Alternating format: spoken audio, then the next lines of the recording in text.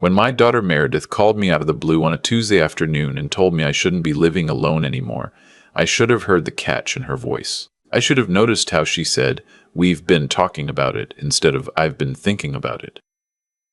I was 68 years old, and I'd just spent the morning restaining the back porch railing at the little house in Asheville, where her mother and I had raised her. The phone rang while I was washing brushes in the utility sink. Her husband Tobin got on the line after her, and the two of them tag-teamed me for 45 minutes about how their guest suite in Greenville had its own entrance, its own bathroom, a view of the lake, and how Meredith would sleep better at night knowing I wasn't alone in a 4-bedroom house at my age. Drop a comment below and tell me where you're watching from tonight, because what I'm about to share might be playing out in a house on your own street, and you wouldn't even know it. I want to be clear about something before I go further. I wasn't lonely. I missed Carolyn every single day. But I had my workshop, I had my garden, I had Wednesday breakfast at the diner with 2 old buddies from the volunteer fire department, and I had a routine that suited a man who'd worked 36 years as a structural welder. What I had, more than anything else, was instinct. 3.5 decades of climbing onto bridges and tank farms and refinery scaffolding teaches a man to listen to that small, cold voice in the back of his neck. When Meredith hung up the phone, that voice was already whispering. I just didn't want to hear it yet. 2 weeks later, I drove the U-Haul down through the Blue Ridge into South Carolina with most of my life packed in cardboard. Meredith met me in the driveway of a house I didn't recognize as belonging to my daughter. It was huge, white brick, slate roof, 3-car garage, a magnolia tree out front, older than any of us. Tobin came out wiping his hands on a dish towel, all smiles, calling me, Pop the way he had since the wedding, and I remember thinking the hug he gave me was a half-second too long, the kind of hug a man gives when he's trying to convince himself of something. The guest suite was everything they'd promised. Private entrance off the side patio, a sitting room with a leather recliner, a bedroom that overlooked the lake, and a bathroom with a walk-in shower that was nicer than any hotel I'd ever stayed in. Meredith had stocked the little fridge with my brand of root beer. She'd hung a framed photograph of Carolyn on the wall above the dresser. My daughter, who used to fall asleep on my chest watching Walter Cronkite, was 41 years old, and she'd thought of every detail. I sat down on the edge of that strange new bed, and I cried for about 3 minutes, mostly out of relief. I told myself I'd been a fool to be suspicious. I told myself my daughter loved me. The first 10 days went by like a slow exhale. Tobin worked from home most days, something to do with commercial insurance underwriting, and Meredith ran a small interior design business out of a converted carriage house behind the main property. They had no children. They tried for years and it hadn't happened. And when Carolyn was still alive, that absence had been a quiet sorrow at every holiday dinner. Now, watching the two of them move around their big empty house, I noticed how the silence between them had a shape to it. Not anger, just a kind of careful distance, like two people sharing an elevator with something fragile between them. Meredith cooked. She'd never been a cook when she lived under my roof, but she'd grown into one, and she put real effort into the meals those first nights. Pot roast with rosemary potatoes, cedar plank salmon. A blueberry cobbler that took her 3 tries because she kept burning the topping and starting over. Tobin praised every plate. He praised it a little too much, in fact, and I started to notice that whenever Meredith left the kitchen for any reason, he'd take a long, slow look at her back, like he was watching a stranger. On the 11th night, I woke up around 2:30 in the morning to use the bathroom, and as I stood at the sink, I heard a sound through the heating duct. A woman's voice, muffled but unmistakable. She wasn't crying loud. She was the kind of crying you do when you don't want anyone to hear you. The kind that hitches in the throat and stops and starts again. It went on for maybe 10 minutes. Then I heard a man's voice, low and even, saying something I couldn't make out. Then nothing. I stood there in the dark for a long time before I went back to bed, and I told myself that married people argue, that I had no business listening through a duct in someone else's house, that whatever was going on had nothing to do with me. But that was a lie, and I knew it was a lie when I told it. The next morning at breakfast, Meredith was wearing a long-sleeved cotton shirt buttoned to the wrist.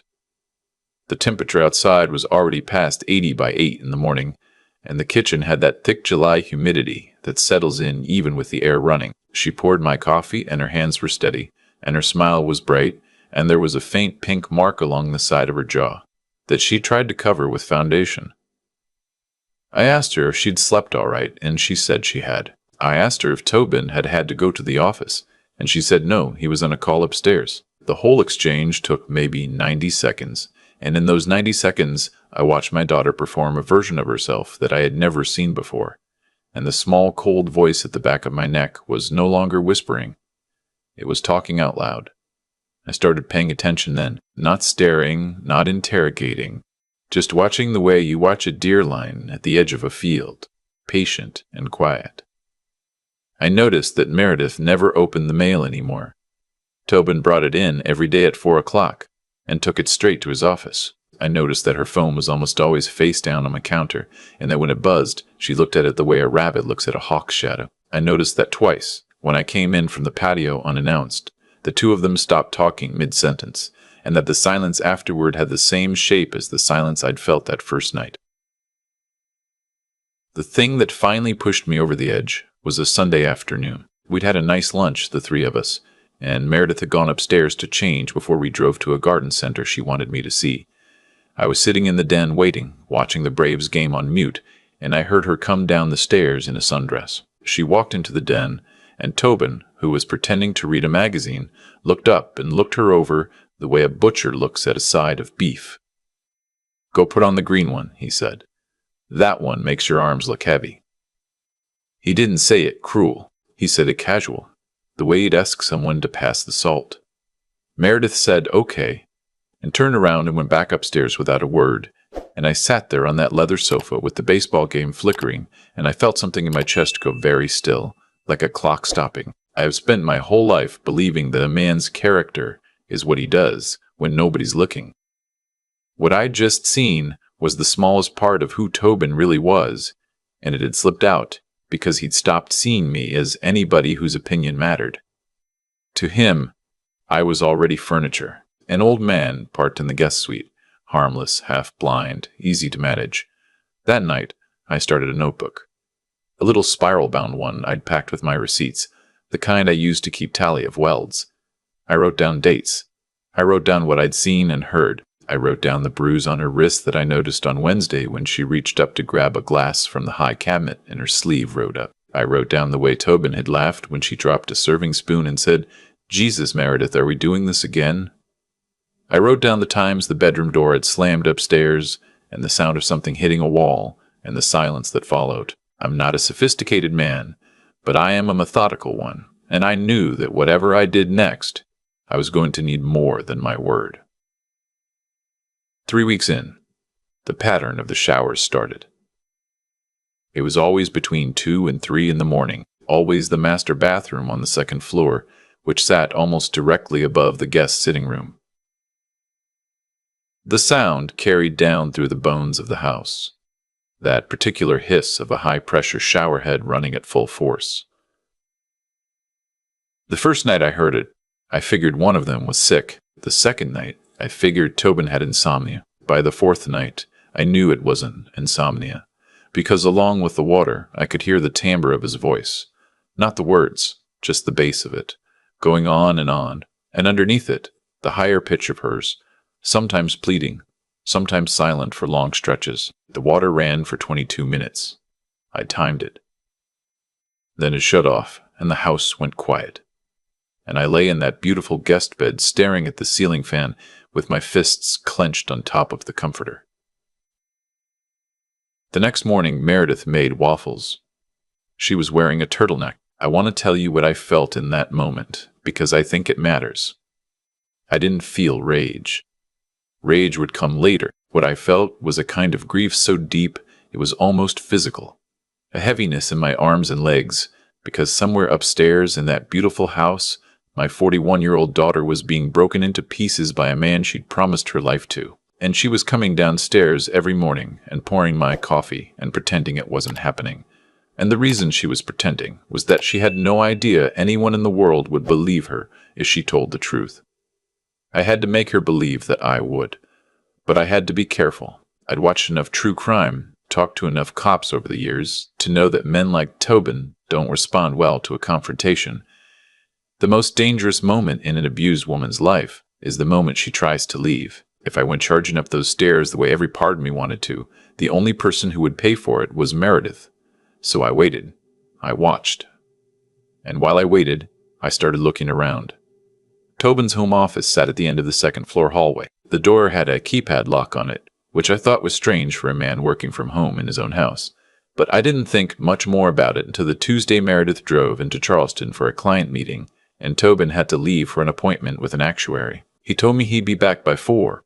He was gone by 10 in the morning. I stood in the hallway outside that office door for a long time.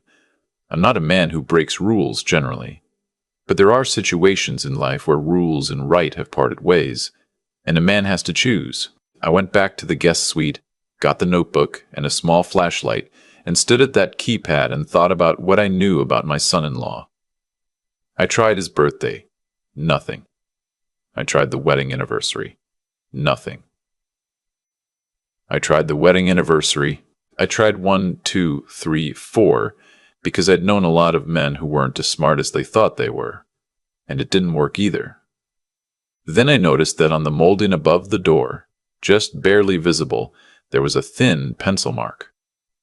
A little tick. I stood on a chair and looked closer and saw 4 faint marks in pairs. 0719. I climbed down and tried 0719 on the keypad. The lock clicked open. The office was tidy in the way obsessive people are tidy. Every pen aligned, every drawer closed flush. I made myself stand in the doorway for 30 full seconds and memorize exactly how everything sat, because I knew I was going to have to put it all back the way I found it. Then I went in. It took me less than 20 minutes to understand that my son-in-law was not who any of us had thought he was. The first thing I found was a folder, plain manila, in the bottom drawer of his desk. Inside it were printouts of bank statements. Not Tobin's. Mine. 3 months of them, going back to before I'd moved in. I felt the blood leave my face. He'd been pulling my account history somehow, probably through a service that did self-credit checks.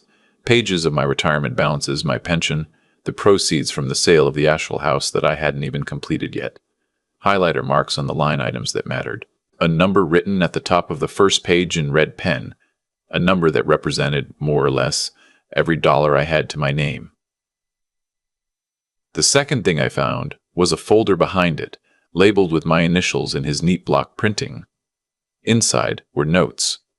Handwritten observations. Dad confused about TV remote, 714.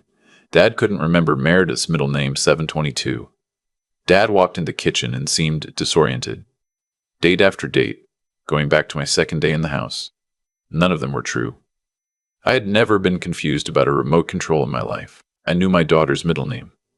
I had walked into that kitchen every morning and said good morning to my son-in-law, and he had been writing it down as evidence of dementia. The third thing I found, in a slim folder underneath the others, was a brochure for an assisted living facility in Columbia, 90 minutes away. Not assisted living, actually. Memory care. Locked unit memory care. Locked unit memory care. The kind you go into and you don't come out of. Paperclip to the brochure was a printed email exchange between Tobin and an attorney about something called involuntary commitment proceedings and durable power of attorney. And the attorney's last email said the process would be much smoother if a primary care physician could provide a baseline cognitive evaluation, and Tobin had replied, working on it.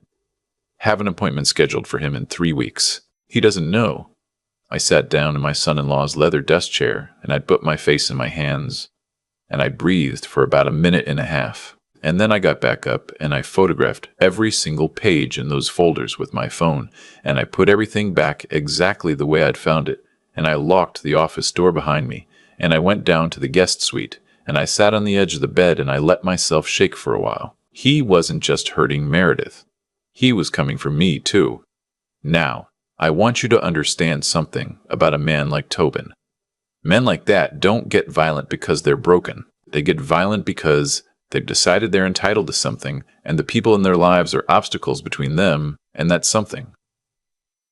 Tobin had married my daughter for the right kind of family: the Asheville house, the welder's pension, the life insurance Carolyn had left, the inheritance my own mother had passed to me when she died. He'd been calculating it for years, probably from before the wedding, and the abuse upstairs at 3 a.m. wasn't a separate thing from the folder of fake dementia notes in his bottom drawer. They were the same project. He was breaking my daughter so she'd sign whatever he put in front of her, and he was building a paper trail on me so that when the time came to put me in a locked unit and seize control of my finances, no one would question him. The thing that saved my life, and probably hers, was that he had no idea I'd seen any of it. I had 2 advantages, and I needed to use both of them. The first was that he underestimated me. He thought I was a tired old welder grateful to be taken in. The second was that I had a daughter who, somewhere underneath everything, was still the little girl I had taught to throw a curveball in the backyard. She was still in there. I just had to reach her without him knowing. The next day I started looking for moments. I'd ride along when she went grocery shopping. I'd help her bring the trash cans up from the road on Thursday evenings. None of it was enough. Tobin had his eye on her constantly, and the rare times he didn't, she watched the house like she expected him to materialize. On the 7th day, after I'd gotten into the office, I caught my window. Tobin had a video conference at 10 on a Saturday morning that was going to run for 2 hours. Meredith was in the carriage house behind the property, working on a presentation for a client. I walked back there with 2 cups of coffee and asked if I could sit and visit while she worked. She was happy to see me. She really was. That was the worst part. She lit up like she used to when she was 8 years old, and I came home from a job and walked through the kitchen door, and for a minute she was just my daughter. And then she remembered who she was supposed to be now, and the shutters came back down. I sat in the chair across from her drafting table, and I said very quietly, "Sweetheart, I know." She didn't ask what I meant. She just stopped moving. Her hand was on the mouse, and it stayed there, and she stared down at the surface of the desk, and after a long second, one tear hit the wood and made a dark spot the size of a dime. "Don't talk," I said. "Just listen to me. I'm not angry. I'm not disappointed.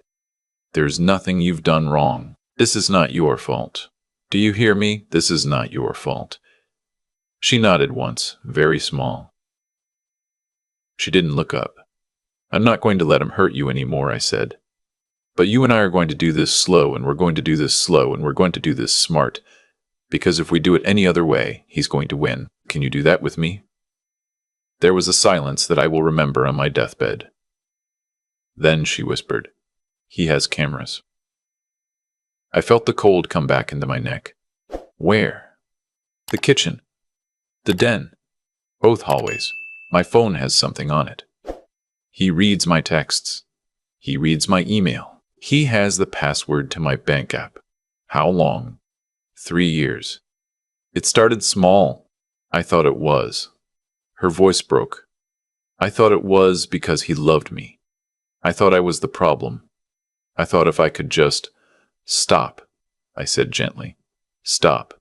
He's not allowed to make you carry that. Look at me, baby. Look at me. She looked up.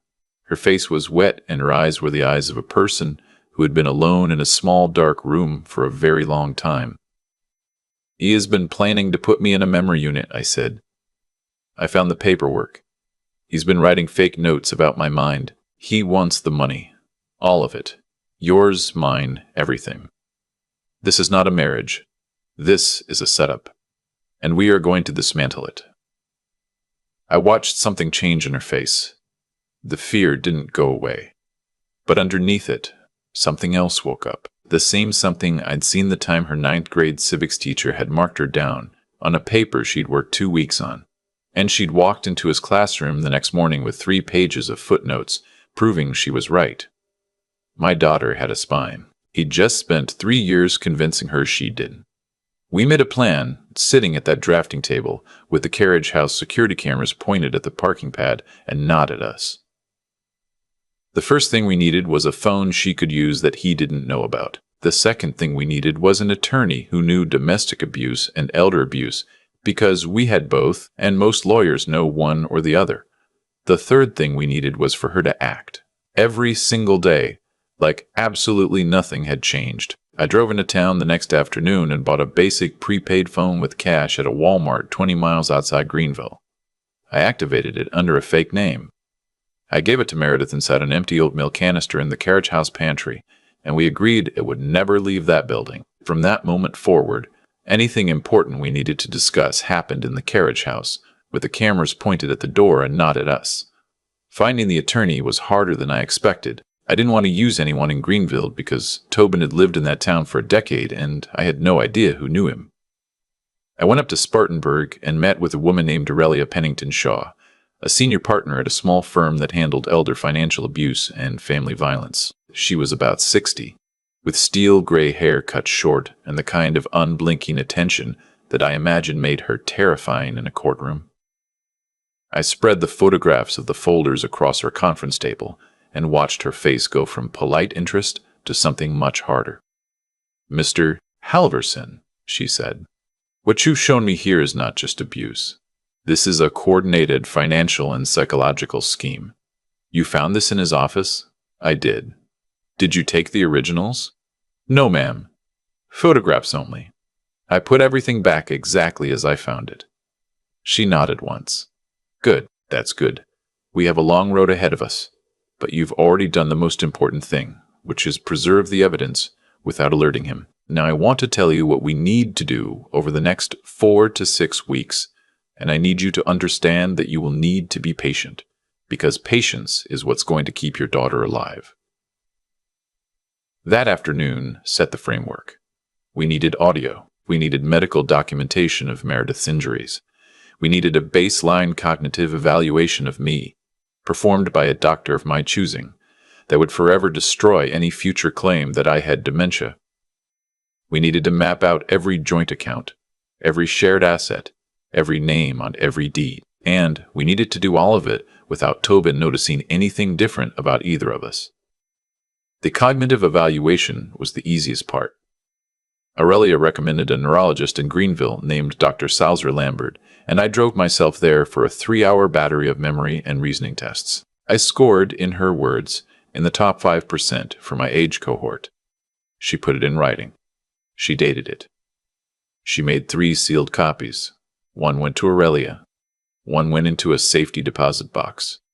1 I kept in the truck, behind the registration card, where Tobin would never look.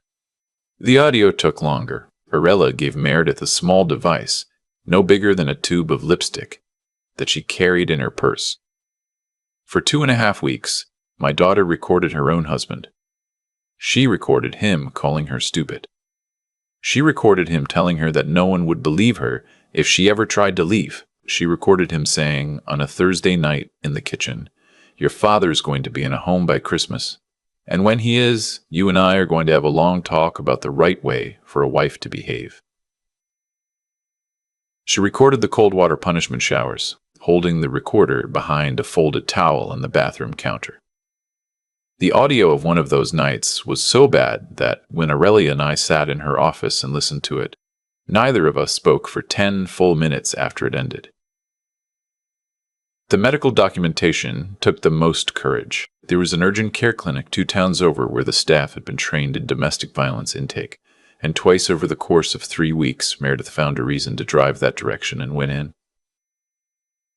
They photographed every bruise. They documented the patterns. They put her in the system as a known case, so that if she ever showed up in worse condition, anywhere in the state, the alarm bells would already be set up. While that was happening, Aurelia was quietly working the financial side. She filed the preliminary paperwork for an irrevocable trust on my assets, a structure that would make it functionally impossible for anyone to seize control of my money, even if they somehow got a court order. She put a credit freeze on every one of my accounts. She got my will rewritten, with a witness competency statement attached, leaving everything to a trust for Meredith's benefit that Tobin could never touch under any circumstances, even by inheritance through her, even in the event of her death. The hardest part of those weeks was the nights. The showers didn't stop. They got worse, in fact, because Tobin could feel something shifting in the house even if he couldn't name it. And a man like that responds to uncertainty by tightening his grip. Twice in that period, I came within an inch of going up those stairs anyway. I would lie in the guest bed with my hands shaking, listening to the sound of water and his voice and her sobs, and I would have to hold on to the headboard and remind myself that the only way out for her was the long way, and the long way was the slow one. Arella had told me, sitting in her office on the day we met, that the women who survive these situations are the women whose families do not panic. I wrote that sentence down in my notebook and I read it every night. The break in the case came from somewhere I didn't expect. Tobin had a sister. Her name was Roxanne, and she lived in Asheville, of all places, about 8 miles from the house I had just sold. Meredith and I had met her exactly once, at the wedding, and she had not come back into our lives since. Meredith had always assumed it was because of some old family rift. What I learned by accident was that Roxanne had cut Tobin off about 6 years earlier, after their elderly mother had died under circumstances Roxanne found suspicious. There had been money missing from the estate.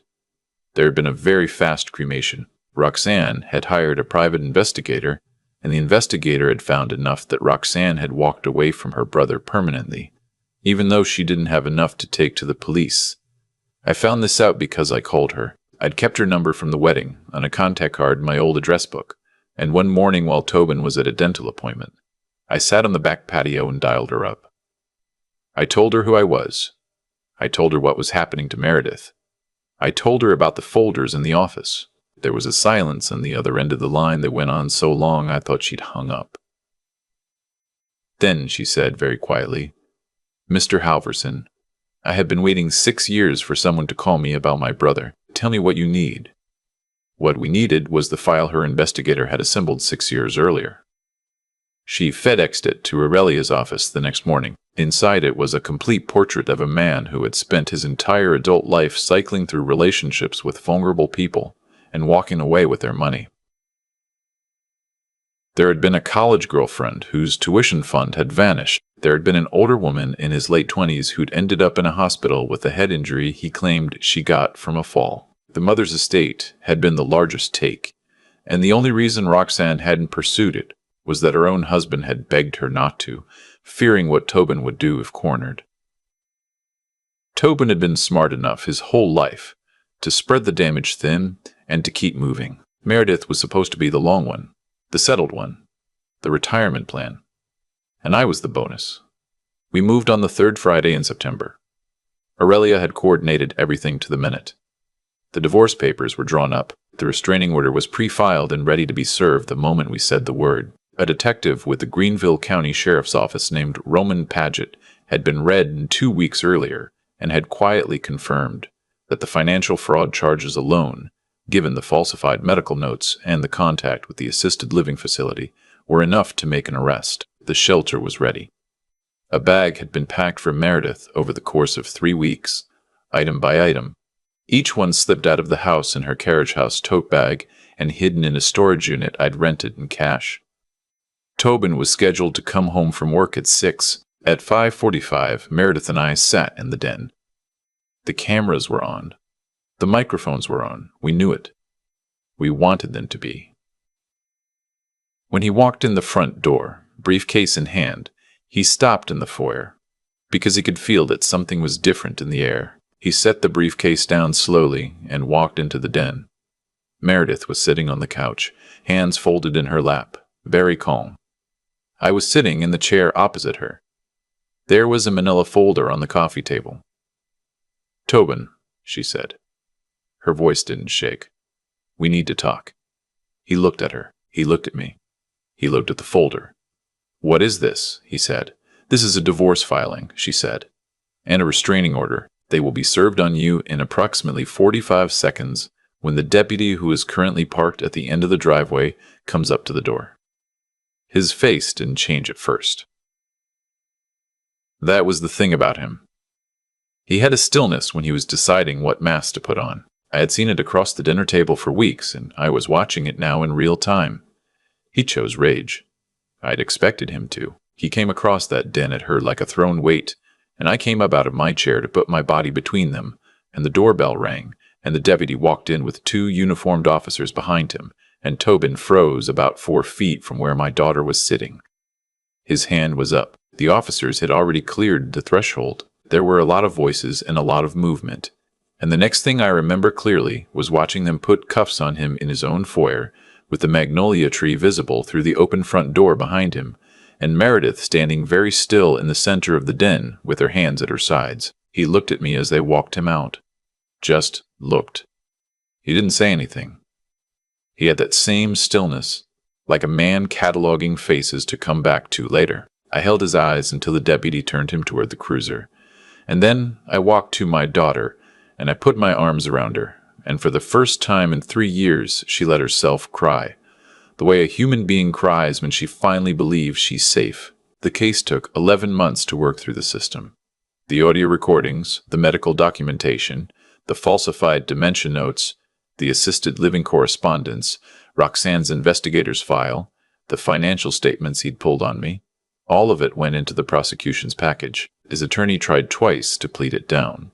The district attorney refused both times. When it finally went in front of a judge, Tobin was sentenced to 14 years in state prison on a stack of charges that included aggravated domestic violence, attempted financial exploitation of a vulnerable adult, fraud, and conspiracy. The judge, a woman in her 60s with reading glasses and a voice like a dropped anvil, looked over the top of those glasses at Tobin and said that in 26 years on the bench, she had rarely seen a more cold and calculated betrayal of trust. She made the restraining orders permanent. She ordered full financial restitution to me and to Meredith, and she ordered that any contact with either of us, ever, by any means, would result in immediate revocation of any future parole. Meredith and I bought a small place on the other side of the lake about 6 months after the trial. 2 bedrooms, a screened porch, a patch of grass big enough for a vegetable garden. She runs her design business out of the spare room. I have a workshop and a detached garage where I'm building her a hope chest out of red oak, because she started seeing a man who, the 3rd time I met him, helped me move a sheet of plywood without being asked, and looked my daughter in the eye when she spoke. We'll see. I'm cautiously optimistic. I'm also, finally, sleeping through the night. I want to say something to whoever is watching this. If you're an older parent and one of your kids has invited you in, I'm not telling you to be paranoid. I'm telling you to be awake. Watch how your son or daughter is treated by the person they married. Watch what happens to a room when one of them walks in. Watch the wrists and the necks and the long sleeves in summer. Watch the mail. Watch the locks on doors that didn't used to be locked. Most of all, watch your own gut, because that voice in the back of your neck didn't get put there by accident. It was built over a whole lifetime of paying attention, and it is almost always right. I lost a son-in-law I never really had. I almost lost a daughter I have always loved more than my own life. The Lord saw fit to put me in that guest suite at exactly the right moment, and I don't believe in coincidences when it comes to the lives of the people we love. If something in your house tonight feels wrong, it probably is. Trust it. Plan carefully. Find the right help. And remember that a man with 68 years on his back is not weaker than a man of 40. He's been training his whole life for the fight that finally finds him. If this story reached you, share it with somebody who needs to hear it. Drop a comment and tell me where you're watching from, and tell me what you noticed in your own family that you almost talked yourself out of. Subscribe so the next story finds you. And take care of the people in your house. Sometimes the most dangerous thing in the world is the man who's already inside the front door. Looking back on those weeks in that big white brick house, I keep coming back to one simple idea. Nothing that happened to my daughter happened by accident. Tobin didn't wake up one morning and decide to become the man he was. He'd been building that man for decades, one small entitlement at a time, one rationalization at a time, until the day he met Meredith and saw a soft place to land. And nothing that saved her happened by accident either. Every step that pulled her out of that house was the consequence of a decision somebody made on purpose. Roxanne deciding, 6 years earlier, to keep that investigator's file even when her own husband begged her to throw it away. Aurelia deciding, 26 years into her career, that she still had the patience to handle one more case, the slow and right way. Meredith, in a back room of a carriage house, deciding to whisper one true sentence about cameras to her father. The world we end up in is the world we keep choosing, in moments most people never even notice they're inside of. That's the part I want a younger person to hear.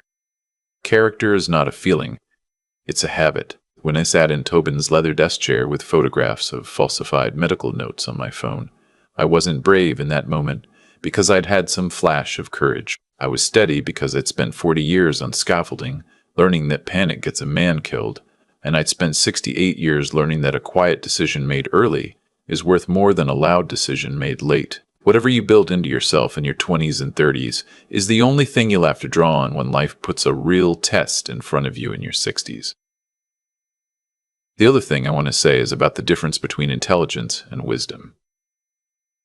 Tobin was clever. He was, in his own narrow way, very smart. But cleverness pointed at the wrong end is the most expensive thing a person can own because it takes them deeper and deeper into a place they can't come back from.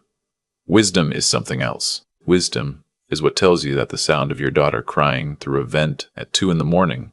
is more important than the comfortable bed you're lying in, and that you do not get to pretend you didn't hear it. Wisdom is what made Meredith record what was happening to her, even though every part of her wanted to forget.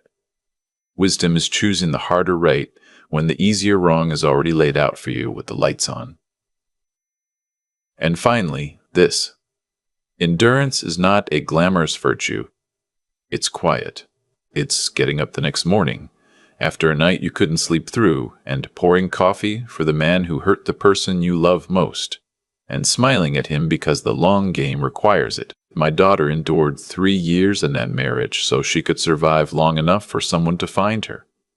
I endured 5 weeks in that guest suite so she'd have somewhere safe to land when she finally walked out. The people who win against men like Tobin are almost never the loudest people in the room.